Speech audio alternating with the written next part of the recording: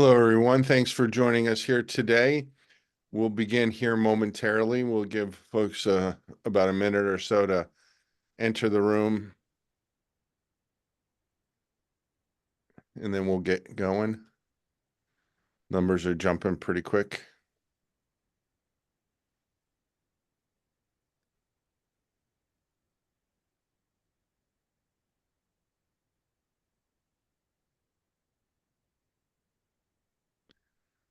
Okay, we can probably get started here now.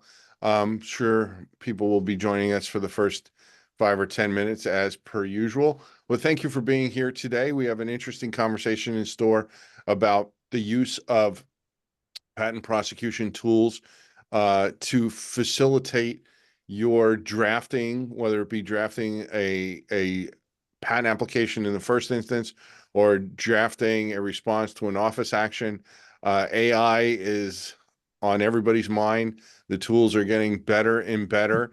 And many folks, and I'm sure this will come up during our conversation here today, believe that if you're not using them, you're going to be falling behind. And I think you're going to be falling behind quicker than you may really believe is possible, because it seems as if some clients are starting to really expect attorneys to be using this.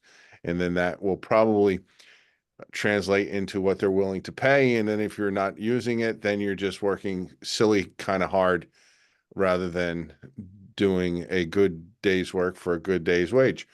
So let's get started if we can. Renee, let me share my screen here so people can see us. But if you could go ahead and introduce the speakers, that'd be great. Happy to. So we're going to start with Thomas Loop. He is the Senior Patent Attorney and Managing Partner at Loop IP Law. As a renowned biotech patent attorney, Thomas channels his extensive 25-year background into every facet of patent procurement, licensing, and litigation, representing individual inventors and technology companies before the USPTO and U.S. federal courts. Next, we have James Barta Jr. He is the founder and managing partner at Barta Jones. With degrees and work experience in the fields of computer science and electrical engineering, Jim works on a wide array of complex technologies with specific emphasis on AI, machine learning, Internet of Things, mobile devices, gaming, and many more. Next, we have Dean Phelps. He's a patent attorney with Adler, Pollack, and Sheehan. Dean has over 20 years of R&D experience in large pharmaceutical firms, including in-house patent prosecution experience, and over 4 years of experience in private law firms, primarily in life sciences, analytical instruments, and chemical industry. Next, we have Samir Rayani. He is the dynamic CEO of IP Author, where he spearheads the development of innovative patent drafting tools for IP law firms and corporate patent groups. Prior to IP Author, Samir held various executive positions in tech-driven companies, contributing to his profound understanding of IP and software solutions. And last but not least, we have our moderator, Gene Quinn. He's a patent attorney and a leading commenter on patent law and innovation policy. He founded IP Watchdog in 1999 and since has twice been named one of the top 50 most influential people in IP. He is regarded as an expert on software patentability and U.S. patent procedure and has repeatedly been recognized as one of the top IP strategists in the world. Back to you, Gene. Great. Thanks a lot, Renee. And thank you all for being here to spend a portion of your day with us. Before we get going, and we've got some slides that we're going to go through and walk you through to prime the well. But even before we do that, before we start getting into the nitty-gritty of what we want to discuss here today, I'd like to go around the table and get everybody's preliminary thoughts on the topic as you see it from your own unique perspective. What do you want people to have front of mind as we start the conversation here today? Samir, let's start with you. What I want to communicate today is thank you, first of all, for inviting us to this panel, Gene, and for hosting it. It's a wonderful experience, dream come true. Well, what I want to convey through this panel today is that generative AI is here. It is a very important tool for all of us in the patent community. It's going to get more useful as time progresses. And now is a very good time for everybody in the community, in the industry, to take it seriously and start adopting it. Those who have been adopting, such as the gentleman on this panel, they have had tremendous success with it and have been able to use it for a wide range of use cases. So hopefully we'll be able to, by the end of this panel, we'll be able to communicate this message clearly and with many, many, many concrete examples. Great. Thanks a lot, Samir. And while the rest of you are going, I'm going to push our first poll question to the audience so that we can kind of get an idea of who we're talking to and how much experience they have with AI. But James, do you want to go next with your preliminary thoughts? Absolutely. Thank you, Gene. It's great to be here. I'm a paying subscriber for IP Author as well as other generative AI tools. I've used them for since as soon as they became available, and I'll say that this is happening. AI generation is here. This is probably the most important change in my 24 years of practice, and I feel like if you plan on practicing in the next 5 to 10 years, you will need to incorporate these tools somehow into your practice. We'll get into the details of that throughout this discussion, but this is an important technology that I think we all need to be aware of. Okay, great. Thanks. Dean, you want to go next? Yeah, so I can explain some of my experiences writing patent specifications and claims for different technologies. So for example, if I'm writing a set of patent claims for life sciences, I can actually use this software and query the software to provide examples of protein and peptide sequences to go into my claims. The software will name the sequences and it will automatically number them. If I'm writing a small molecule chemistry patent, I can ask the software to give me examples of certain small molecules like perfluoroalkylated substances or flavonoids or whatever in the dependent claims, and the software will automatically come back and provide those examples when I'm writing claims. Another great thing about the AI software is, let's say if I don't like something, I can always back up to a previous point. So these are just some of the examples. In mechanical patents, the software that Samir provides gives excellent claim writing capabilities. So my experience so far is that if you're not using this for your claim writing, your specification drafting, your prior art searches, and your office actions, you're kind of getting left behind very quickly. Yeah. It saves me a lot of time. That is very true. Thanks, Dean. And Thomas, your preliminary thoughts here. Certainly. I've been a practicing patent attorney for over 25 years and remember the advent of the internet, how that changed everything. And you could do Google searching and you didn't have to spend all these hours at the library, or you didn't have to have your searcher at the USPTO look into the shoes for the prior art. Those older patent attorneys will appreciate what I'm talking about. I'm going to go along with what James, we're truly at an inflection point here. With this generative AI technology. What used to take me, 2, 3 hard days work to draft a patent application, I can now just do in a few hours. It's a tremendous tool. If you're not using it, you're not benefiting your clients. Mm-hmm.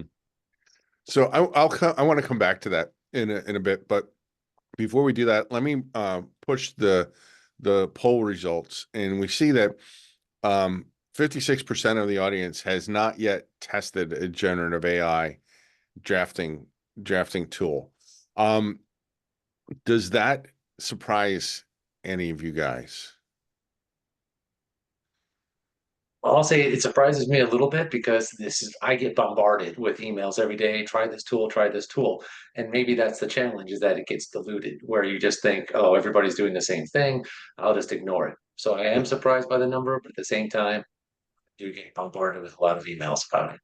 Yeah. And on the heels of that, I'm pushing the second question so that we can see. I suspect the numbers here will be quite low. If 56% haven't tested it, then I suspect that very few are actually using a tool, and maybe that's why we had so many people sign up for this particular webinar. I think people are starting to understand that this is something that needs to be used. James, maybe it's an appropriate time to bring up what we're talking with us about in the green room about the approaches some clients have, including, I think you said, some clients really are requiring some use of AI.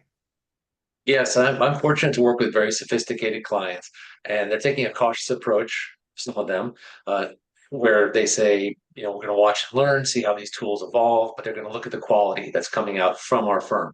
So we generally use it for those clients as a second opinion, is how we use these tools. So we'll come up with a strategy, and then we use the tools to complement that and build what I think is a more robust response or more robust application. But it's not a replacement for what we do.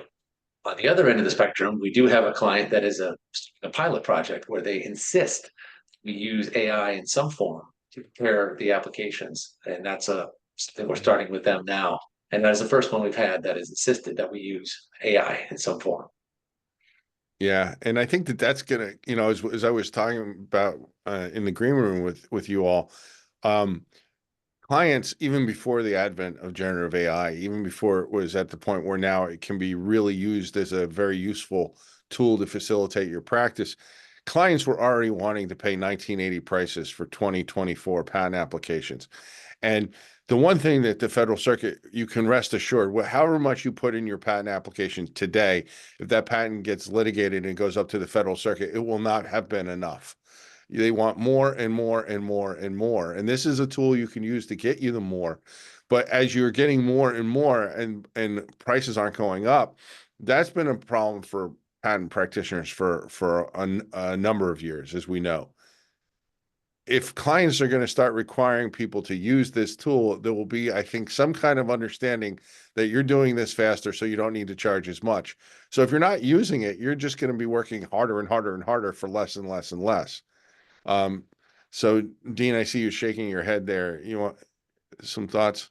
Yes. So using this generative AI that Samir provides, I can take an invention disclosure and go from invention disclosure to a draft patent application in a matter of less than 60 minutes. Mm-hmm. And let's say if the inventor comes back later with some new data or some new updates, I can come back into that draft and update it in just a matter of minutes. So without the generative AI that Samir provides me, it would take me 4 hours to generate a set of claims and then to get that off to the inventor. So I'm effectively cutting a lot of my time down in half or in fourths. And the great news is it takes less effort on my part. But to give you an idea of how this all works, for patent drafting, I enter the invention disclosure into the software, and then the software begins generating a set of claims for me.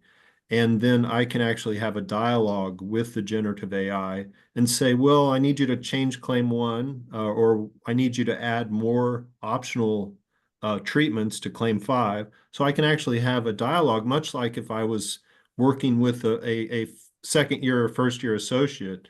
And the amazing thing is when I have that dialogue, I get my results back in a matter of seconds. Yeah. So, it's really revolutionized. It's changed things for me. Yeah. Let's stop there for 1 second. And before we get ahead of ourselves, because I think once we start talking, we have so much information we want to share. Let's back up and get everybody onto the same page, because Samir has created a handful of slides, not too many, but Samir, let me turn it over to you and begin with this slide. Where do you want to take the conversation? Thank you, Gene. Yes. So what I wanted to do was to set the stage, and for all of you, there are half of you are actually, have some understanding of where these tools are going. Some of you are obviously curious. That's why you're here. So I want to just set the stage for where the state of the art is. Just to give you some background, our company, Dolcera, has been in the business of IP for over 20 years. We work with some of the world's largest companies. We also have been using AI for patent searching and other types of use cases, such as classification, for over a decade.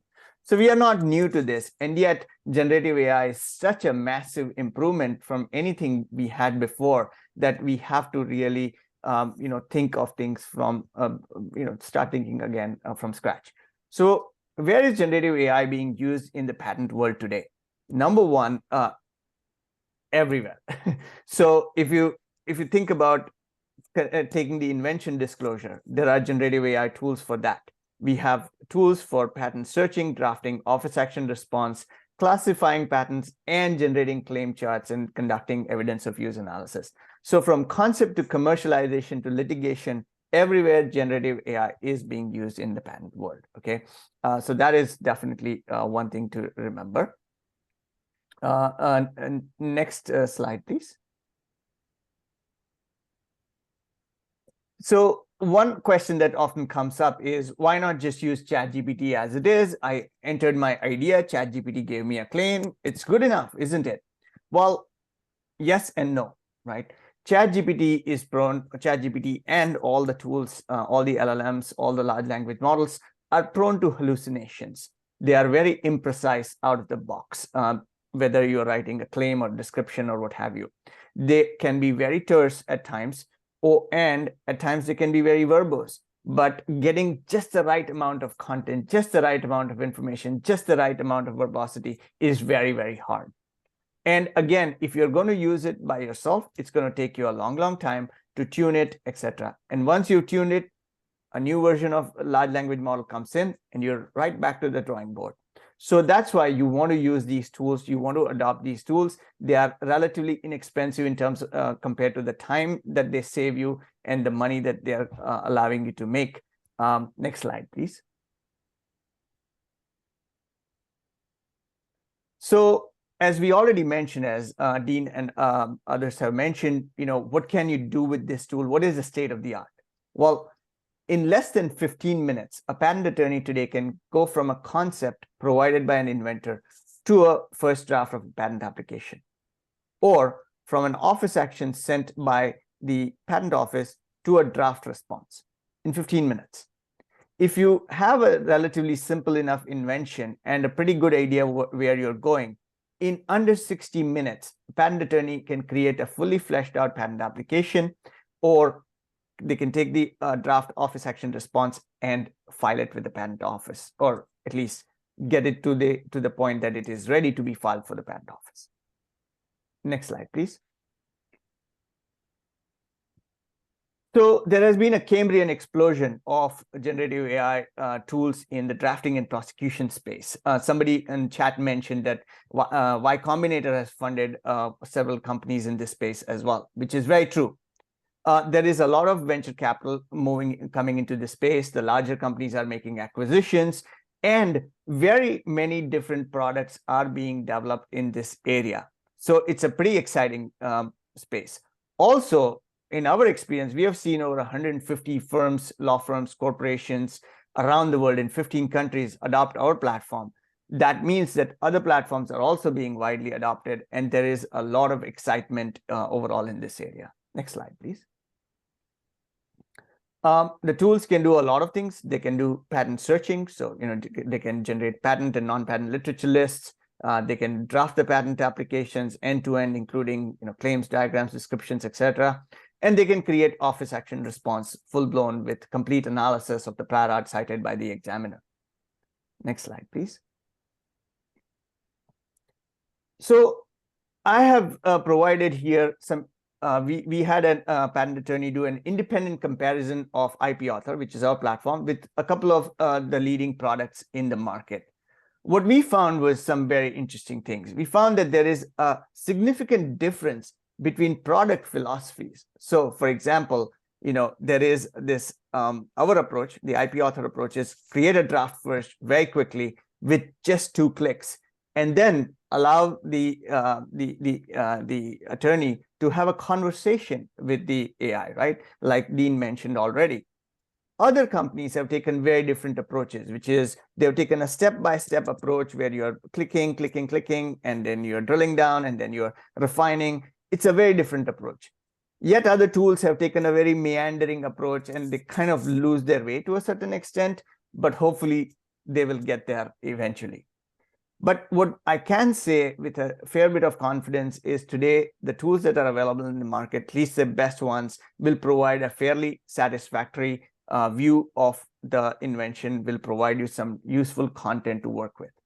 The other big differences we see are in the workflow and the infrastructure. So IP Author, our tool, has prior art search built in. So the entire platform is complete, right? Like, so you start from your idea and get the prior art search done and get the patent draft claims that work around the prior art, and then get the patent application, etc.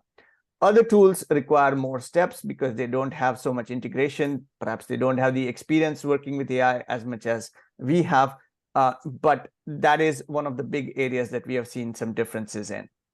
Other areas we've seen differences in are more sophisticated features like drawings, right? Some tools do not tackle drawings. Other tools will do some drawings, but then you have to do your labeling yourself and go back and forth with the tool.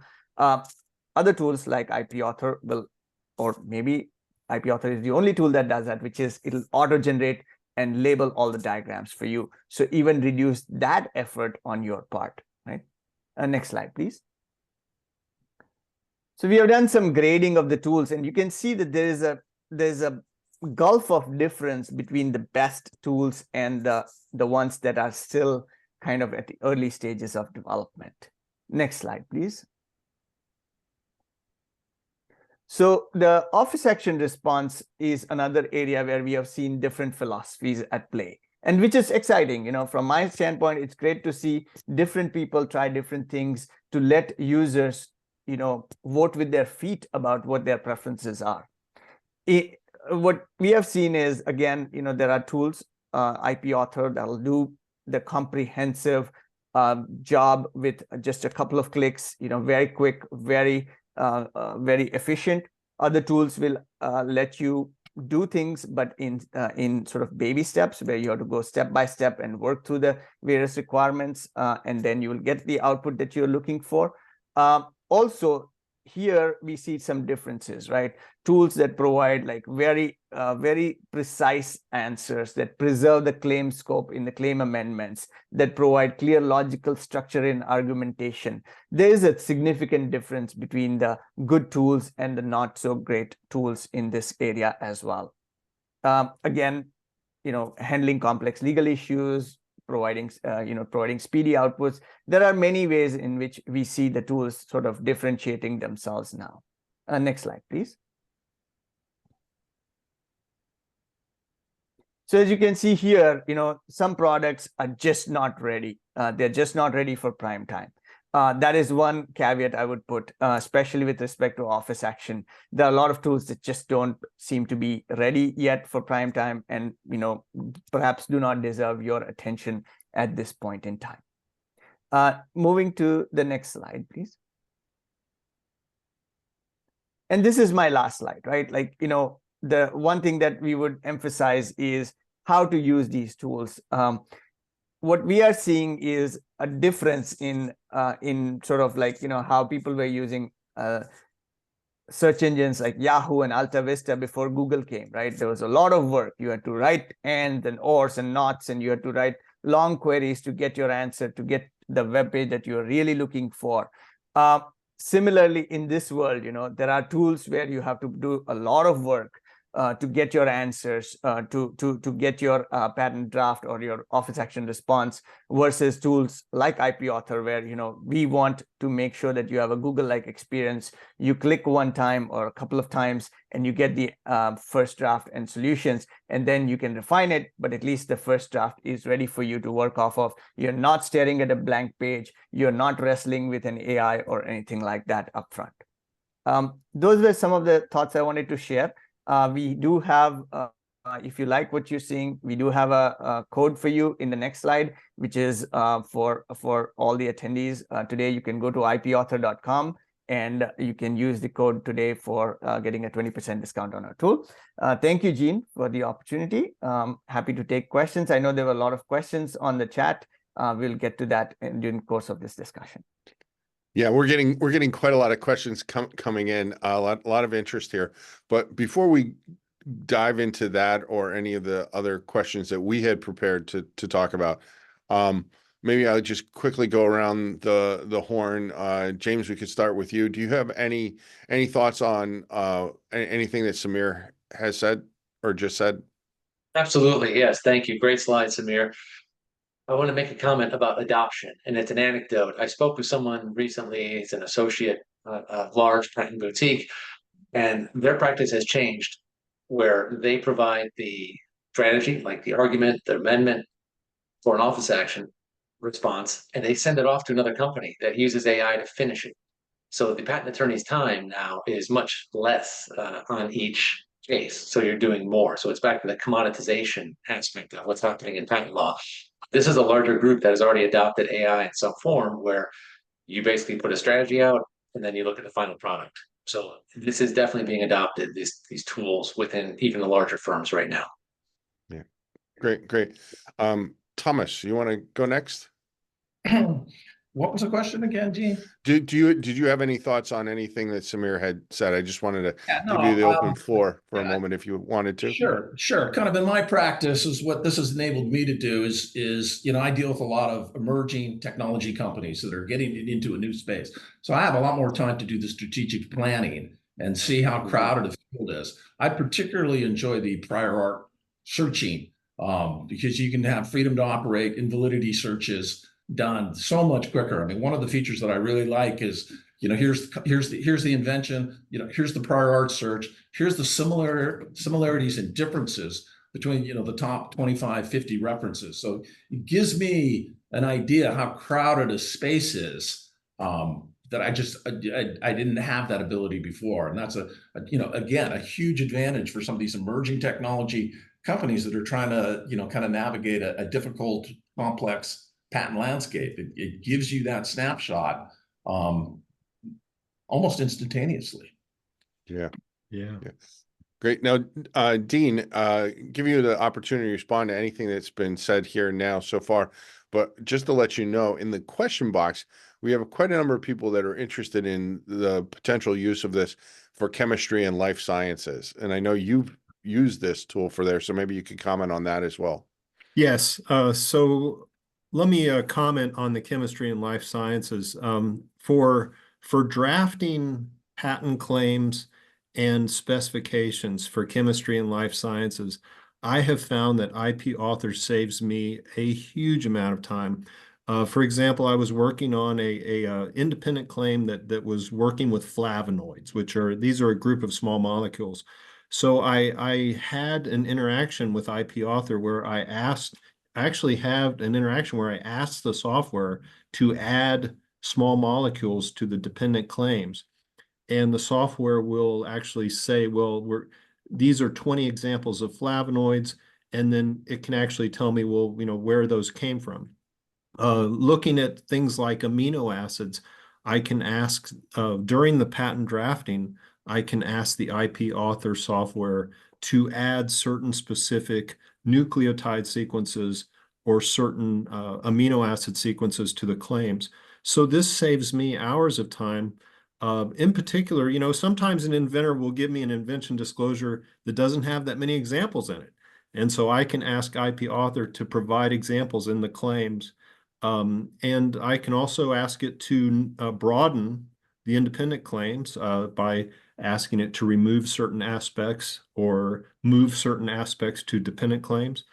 So for the chemical and life sciences, the advantage is that the IP Author actually allows me to have a conversation, like I said earlier, like I'm conversing with an associate, to have the claims drafted the way that I want, because I like to write the claims first. Not everyone does that. But that way, from the get-go, I get my invention disclosure into the software, and then I have the software write the claims. Saves me a lot of time on small molecules, or let's say if there's certain classes of diseases that need added to the claims. So I really enjoy using the tool. Good. So we have a lot of questions. So they're all good questions. I'm going to cherry pick one here right now because I think it kind of deals with what we were talking about here in terms of the disclosure and examples and that sort of thing. And the question is from Guy, and I'll just read it. Are current AI tools able to broaden the disclosure in the claims to cover the invention plus some reasonable additional breadth that a POSITA would appreciate as being within the underlying principles of the invention? And then the example that Guy gives us is the original Battleship patent in the 1.9 million patent, very old patent. For the game Battleship included diagonal ships placed at a diagonal, which never actually appeared in the game, although it could have. So that would be an example of maybe like one, if you're not telling it to do that, would it offer that, or how does it provoke you, or how can you be sure that you're getting all of these kinds of nuances into your disclosure? Does anybody have thoughts? Samir, I see you shaking your head, so maybe we'll start with you on that question first. It's actually one of the hotly debated topics in our company, as you can imagine, right? How broad should the claims be? First off, when they are provided to the attorney for their review. And when we first produced the first version, we were going like extremely broad, and I took it to Thomas, to his office in Seattle, and I showed it to him, and he's like, no, this is too broad. I will not be able to explain this to a jury if it ever gets into litigation. Don't do it. Don't do that. And then we iterated. We got feedback from many other attorneys. We went through multiple iterations. At this point, what our system does is it provides two sets of claims. Actually, it allows you to select from two sets of claims with varying breadth and with varying level of detail, right? So now you're saying, okay, you know what? You have a choice. You decide. We can't decide because we don't know exactly what your clients want, what your exact goals are, what your targets are. We look at the prior art, we work around the prior art, and give you two sets of claims to work with. And as Dina said, you can iterate and you can ask multiple versions of it, etc. So to that extent, the system is extremely good at being able to work at any level of sort of abstraction, from your very narrow invention idea to like the 20,000 foot level abstraction. It's up to you to select where you want to be. Maybe at some point we should provide a slider like that. Yeah, that would be pretty cool. So what is your experience? Thomas, I know Samir referenced you in his answer there, so I'll go to you next. Sure. What is your experience on how much you ideally should give the AI, so that you provoke it to give you what you need, maybe a little bit more to give you that buffer around there, but you're not just giving it too little, or you're not giving it too much. That what's the Goldilocks approach?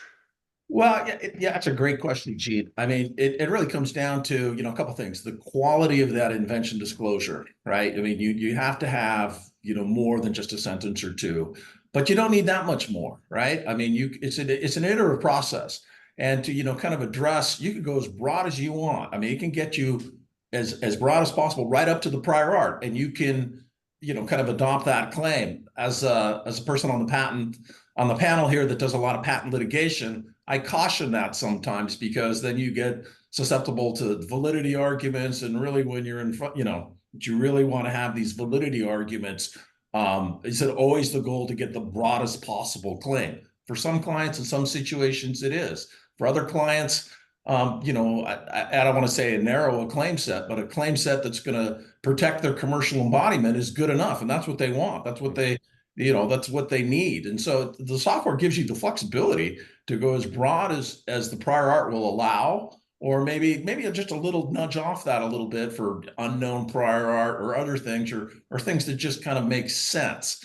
So I don't know if that addresses your question, but there's tremendous flexibility. I use it, like Dean to, kind of help me with the draft, but I still feel that the claims, it's a little bit more nuanced. Okay, so I can have it, help me with the claim assist, but I use my personal judgment to lock in kind of the claims that I feel that, in my judgment, for my client and my situation, have that proper breadth. And then, from there, it can, generate the specification, the background, summary of the invention. It's an amazing tool, and it gives you tremendous flexibility to go right up to the edge to the prior art, as the prior art will allow, or maybe you want to back off of that, or you have three independent claims. You have a little of each.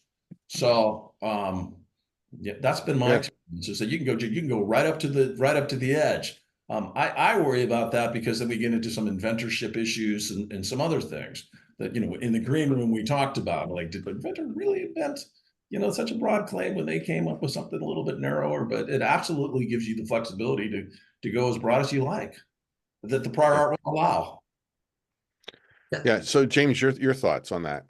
Yeah, thank you for that. I just want to emphasize the involvement of the patent attorney with these tools. In the past, it was you put something in, you get something out, and then you've got to fix it and clean it. It's very different now, in my opinion, where it's a very iterative process, following what Thomas said, where you provide that disclosure, it will provide a distilled version. And to me, it's just like working with an associate where you may say, hey, explain that invention to me based on the disclosure you just read. Then you can correct, you make adjustments. So you can actually update the AI at that point. And then you click a button that says identify novelty. And then it will say, just like you would talk to an associate, say, okay, what's the point of novelty here? It does that for you. And then you can again input, correct, adjust. So you are making adjustments as you go through the process to get to the end. So the attorney, to me, is still heavily involved in this, but it's steering it in the right direction. It is very iterative. Yeah. And Dean, your thoughts too. I think you and your team have sort of a sweet spot that you shoot for, right? Yes. So I also, anytime I get my hands on new technology, I like to kind of push it to the limit. It's just in my nature. So one of the interesting features that Samir has added to the software is that I can ask it to add more details to the claims. And unlike working with an associate, I can just keep asking for more and more detail.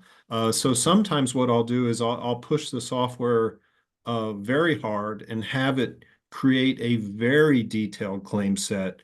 And I'll use certain pieces of that in my detailed description. Now, that's something that I would never put into the actual claims.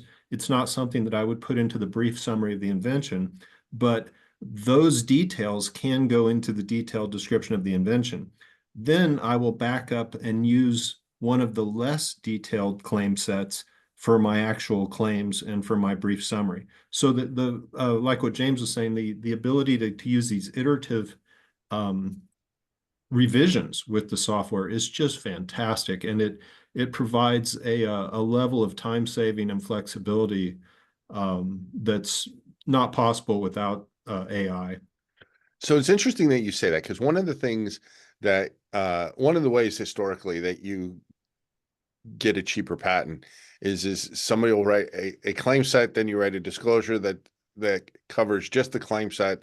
There's no extra there. And then if you didn't wind up doing it well enough on the front end, then there's nothing, literally nothing left in the specification to add in light of an office action that you get from the examiner.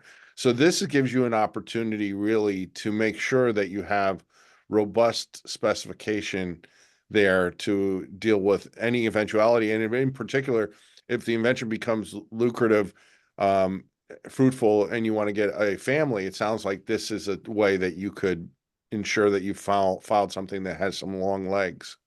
Yeah, Gene, you make a strong point. I 100% agree. So in this case, not only can I have a set of claims that, like Thomas said, that capture the commercial embodiment, but I can also put in fallback positions into the detailed description by repeatedly asking the software to add more details for the detailed description.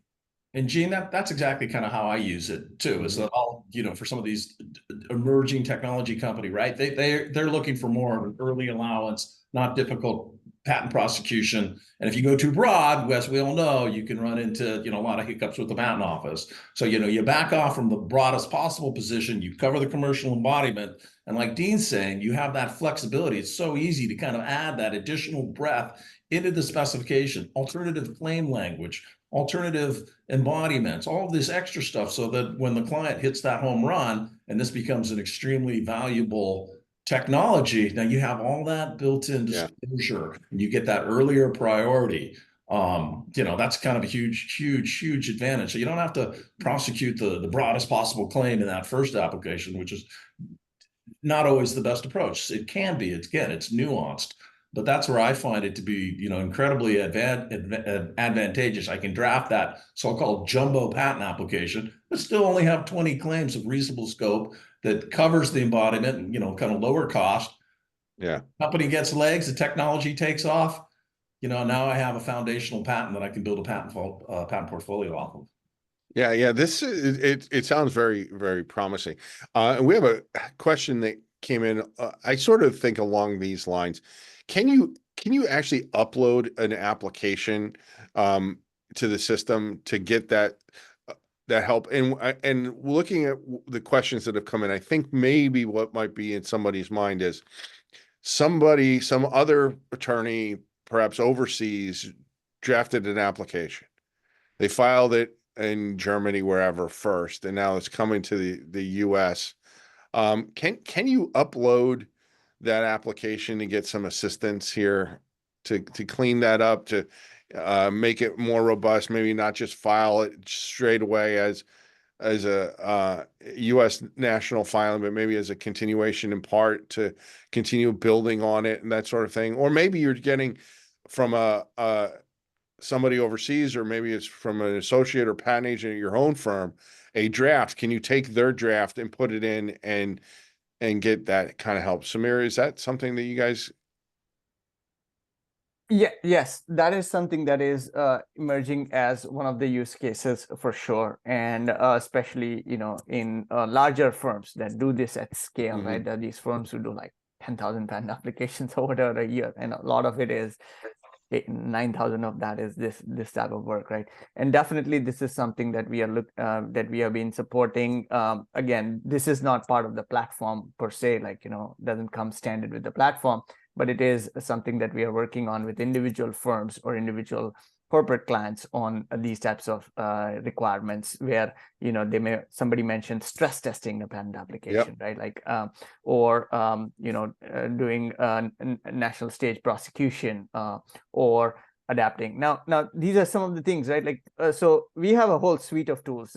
Drafting and office action are just one part of it. One of the tools that we have developed is sort of what we call claim concordance, right? So you have patent applications proceeding in multiple geographies, right? Like a large portfolio, and you have something going on in Europe and something in other parts of the world, Taiwan, whatever, right? You want to make sure your claims are consistent, right? That you are handling the claims consistently. How much are they differing? How far are they swaying from each other? We have a tool, AI-based tool, that does that and does a really great job of that, right? And it points out where your patent families are going. So these types of tools are invaluable, right? Like especially for all of you, you work for very reputed companies, and your clients have international footprint, etc. So this is the type of stuff that's possible to do today, right? IP Author, for example, will generate the patent draft for US or for European Patent Office, correct? And it will make sure that your claims are consistent, that the descriptions are different based on the different jurisdictions, etc.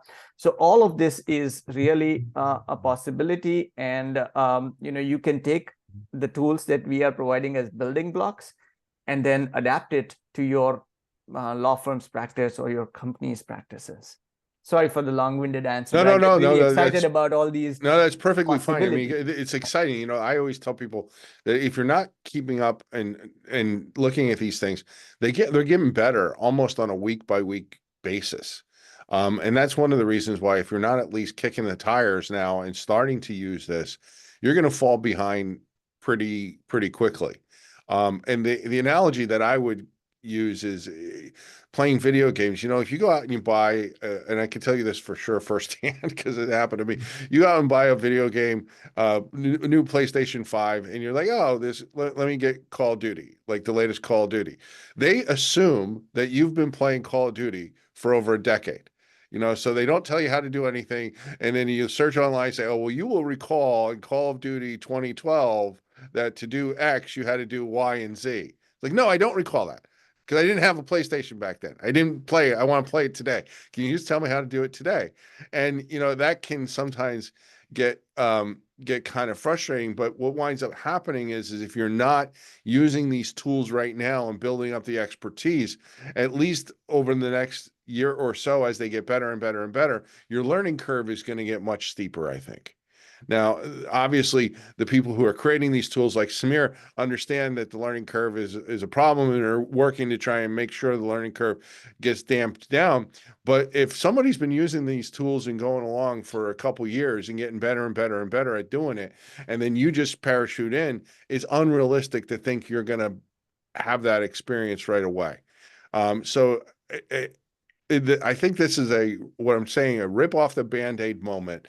If you're not using them, if you're not trying them, you've got to try, because it will make, well, let me ask you this. Would all of you agree that if you're using this tool, it will make whatever drafting you do better and more Yes. complete? Would you all agree with that?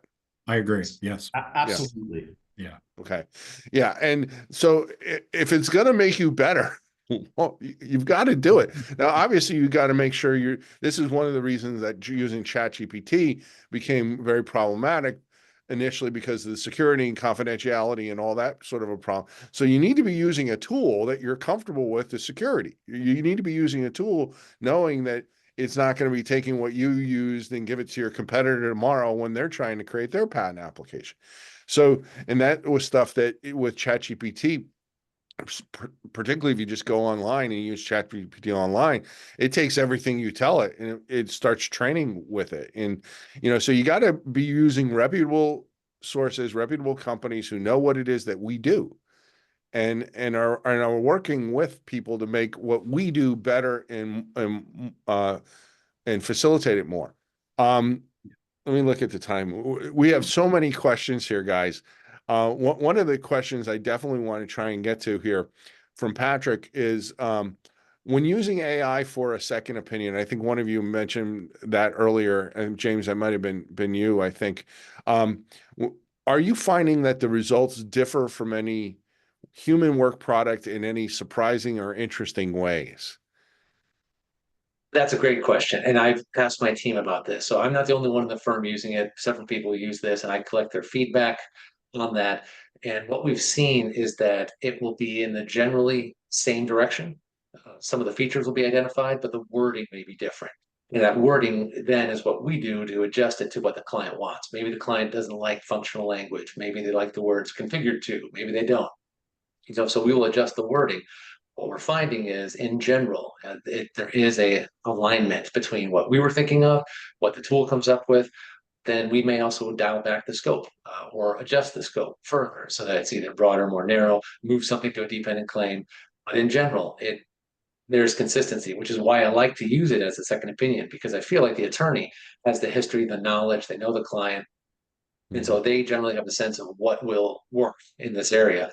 And then the tool comes in and helps supplement that, provides the rest of it, provides good arguments, some other amendments that maybe, again, I glossed over.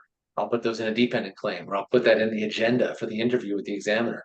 And sometimes it's the totality of the amendment and the argument, as opposed to any one singular feature being added, can win the day and be persuasive. So overall, yes, I've seen them much more in alignment more recently. It's very helpful to me. And let me ask you guys this as well. Do you find that when you are using the AI as a drafting, whether it be drafting for office action responses or whether it be for drafting in the first instance, that things will come up that will plant seeds that maybe you hadn't necessarily thought about, but then when you read it, it gets your creative juices flowing, and now okay, well, that's going to be a real interesting path. Let me elaborate on that and go down that path. Have any of you had that kind of experience? So, Gene, I can speak to that. I was working on an epigenetics technology, and the inventors had thought of certain ways to use DNA targeting constructs, and the software actually, Samir's IP authors started coming up. When prompted, it came up with some different ways to accomplish the targeting of DNA. And this really got the creative juices flowing, because I went back to the inventors and I said, hey, you had this inventive idea. Can it be done this way? And they came back and said, well, yeah, actually, these are alternative examples. So I have found that, at least in the patent drafting, the creativity can be sparked by the software. As far as the office action tool, one of the great features I found is that the USPTO outputs these XML files, and Samir's software integrates intimately with the USPTO's XML files to generate the office action responses, and that very quickly gets me some creative ideas on how to respond to the office action. Yeah. Okay. Any other thoughts on that, Thomas or James? No. Okay. So, we have somebody has asked the question that we were kicking around in the green room, and we wondered whether it would come up, and kind of figured it probably would, dealing with who is actually the inventor here. And do you have any concerns about this dialogue that you're going back and forth with, or the information and then the draft, and then you go into the back and forth to refine? Any concerns about the AI being the inventor and not a human being an inventor, which then obviously creates a whole series of problems? And how do you guard against that? Well, I can jump in right away. No, go ahead, Thomas. Good. I do a fair amount of patent litigation, and inventorship is kind of the low argument on the pole, right? And these days, you rarely attack inventorship.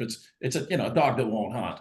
But I predicted the future. This was going to be a big issue, right? As a patent litigator myself, that's what I'm going to do in the future. I'm going to look at one of Dean's patents and say, hey, those are the alternative examples. That weren't from your inventors. That was all AI generated. This whole thing is bogus. So it is something that you have to be very cautious about. And that's, I think, the way to safeguard against that is to make sure that you document it, and that the patent attorney has kind of notes and kind of thinks about this, and that AI is assisting, but the conception always has to come from kind of a human being, and you always have to go back to the inventor and get kind of their buy-off or agreement, and have that documented.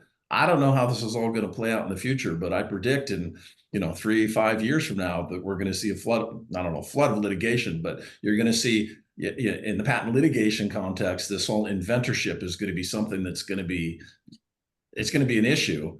And I'm not sure the best way to safeguard against it, other than to just be very cautious, and to make sure that you're working with a patent attorney that is going to be able to kind of defend and keep notes. And this is what the conception, and this is how I went about and drafted the patent. So, Thomas, let me follow up on that with you from the litigator's perspective. Does this change your idea of what patent practitioners should be keeping in their file? Because not to say anything nefarious. This is not to suggest anything that anybody does is, but there's all kinds of data retention policies, right? And typically you get to the end and you go through the file, and we get rid of X, we get rid of Y, we get rid of Z, we keep A, we keep B, we keep C. And as long as it's uniform and you're not just throwing stuff away, then it's neutral, right? But does this change what your quote unquote neutral policy ought to be in terms of file preservation?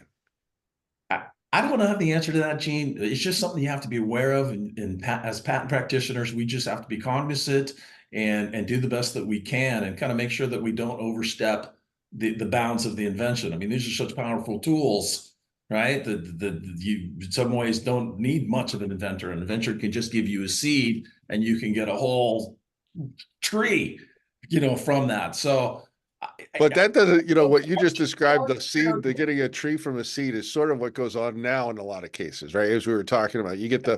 We did, and in the past, that attack of inventorship is like, well, someone had invented it, or wasn't the inventors who did, right?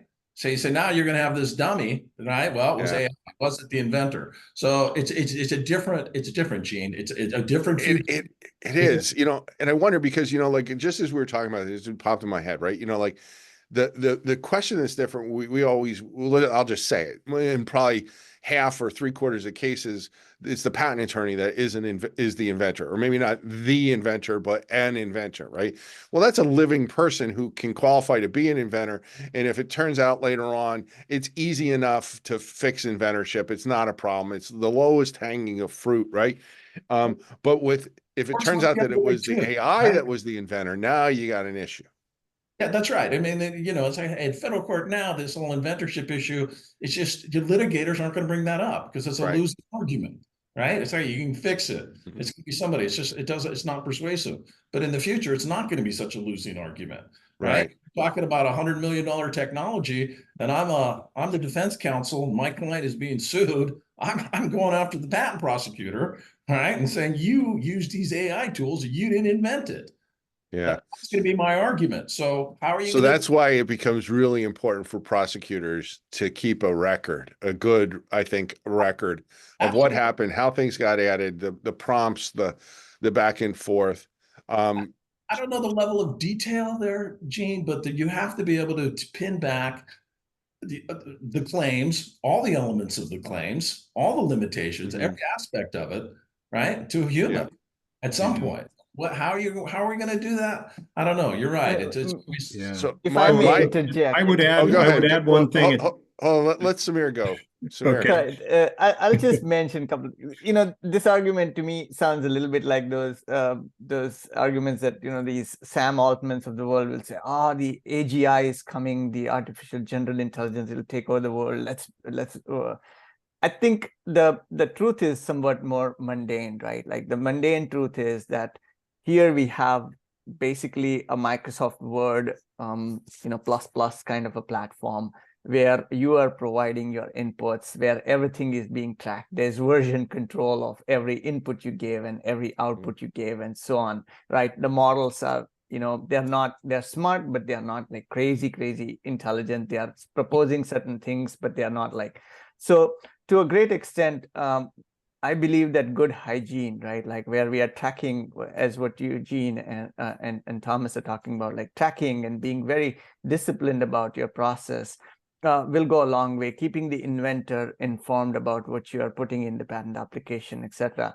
I feel that good hygiene that we have already built in the platform will go a long way. And beyond that, I feel that there's some level of alarmism here that we should probably not give into so easily. Yeah, But yeah, that's yeah. just my kind of like, Because I don't think it changes a lot, right? I mean, because I think patent attorneys have been or should have been listed as inventors for a very, very long time.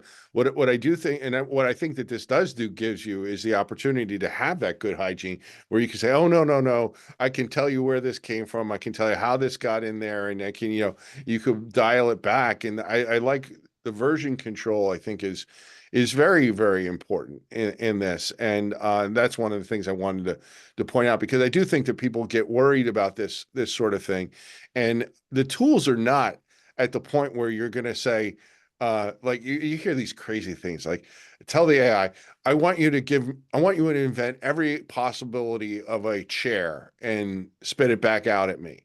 Okay, well, that's not how, it's smart, sort of, but it's smart in that it follows the lead, I think, and you direct the tool. You use it as a directing tool to uncover, give me more of this, give me an example that does A, B, and C. Well, if I say, give me an example that adds these three compounds together in this way with this bond, and you gave me the example, well, I could have figured that out. I mean, it's not like well, maybe not me because I'm an electrical engineer. I couldn't figure that out for sure. But you all who are chemical smart could figure that out, and it's much faster like that with the tool. But I'm looking at the time. We've gone through almost an entire hour here, guys. And we have a lot of questions that we didn't get to. I know Samir was typing away along, and we'll make sure that we get everybody answers to questions. But what I would like to make sure that we do is give everybody an opportunity to give us their final thoughts and their takeaway message. And while, gentlemen, you're thinking about what that takeaway message for today may be, I want to remind everybody that IP Author is now available for a special 20% discount with this code here that's now up on your screen. Thank you, Samir, for that offer. And let's go around the horn. Samir, I'll give you the final word, but Dean, let's start with you. Hopefully people remember more than one thing, but if they remember one thing, what do you want that one thing to be today? Okay. That one thing would be that you really have to get on board with this generative AI patent drafting and office action. Don't wait on the sidelines.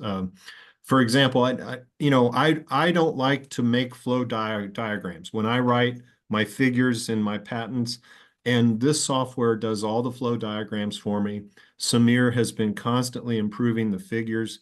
So now I don't have to do it. The software generates the method flow diagrams for me. So don't hesitate, get on board with this. It saves me a lot of time. And I have much more relaxing days working with generative AI. Great, great. Thanks a lot, Dean. James, your parting thought. Just a couple quick thoughts. One, humans are still essential to the process as Mhm. long as humans are going to be reading the work product. And that leads into my second comment, which is general purpose trainers, machine learning. It's not just in this software, it's going to be used by the patent offices at some point. Mhm. I can see it being used for examination. We didn't touch on that very much, but it's already being used for classification. So GPTs, general purpose trainers, are here, and it's something that is going to be prevalent, in our different aspects of our industry. This is not the only one, but getting used to it, getting comfortable with the technology is very important. And I think it becomes easier when you start now, as opposed to waiting 5 years from now. I agree. Couldn't agree more. Thanks a lot, James. Thomas. Just my final thoughts are that my 25 plus years of being a patent practitioner, this is a paradigm shift. We're at an inflection point. If you're not on board, you're going to be left behind, and it'll be interesting to see how things evolve. Great. Thanks a lot, Thomas. Samir. Well, first of all, thank you, Gene, for hosting this webinar. It's been an amazing pleasure and a privilege. Thank you to our users as well as our supporters, James, Thomas, and Dean. It's been amazing working with you, and we hope to continue to do that. And to all the participants, you asked a lot of questions. We tried to answer all of them. We'll try to get to all of them shortly. But one thing I would like you to keep in mind is we are at a very early stage of a journey, and we are putting all our effort, heart and soul, into making this work for you. So please, hit us up, try our tools out, and then as you learn more about it, share with us what you're learning, any challenges that you encounter, and we'll do our best to make this a fantastic experience for you and to help take the industry to the next level. So that is our hope, that is our dream, and we hope that you can, participate in this journey with us. Thanks a lot. Great. Thanks a lot, Samir. And my final thought is I think you have to be using this to help you, to facilitate your practice, because I can't, and I was sitting here thinking, I can't think of any situation where I got to the end of an application where I'm now ready to file the application and thought to myself, I couldn't make this any better. You could always make it better. You could always make it more detailed. You could always add another example. You can always add some alternatives. You could always tighten up the claims. You could always, right? So if what you use this tool, even if you don't want to just let it off to the races and do everything, but get it to give you a draft that you can own and work with, and it'll get you to that draft very quickly. And inevitably, you as the professional are going to think of all kinds of additional things that you could add and go from there. Your starting off point, it raises exponentially if you use this as a tool to get there. So embrace it. Embrace it as an opportunity to do more and do better. Because frankly, if you pay attention to what goes on in the courts want more and more and more. And in the pay structure that's out there today, I just think it's totally unrealistic what the courts want and what we have the ability to give. Here's a way that we can fix that problem. Use AI, get it further along the way, and make it much better and more detailed. And then let the Federal Circuit do what they're going to do, because they're going to do that anyway. So just do the best that you can. And I think this helps you be better. And so it's that simple. All right. I really appreciate you all being here. And that was the fastest hour I think we've ever been through. So we'll work to get all of you who ask questions, answers to your questions. But thank you for joining us today. And that's all we have. So bye for now, everybody. Thank you, Gene. Thank you very Samir. much. Thank you, Gene. James, Bye-bye. Thomas, thank you.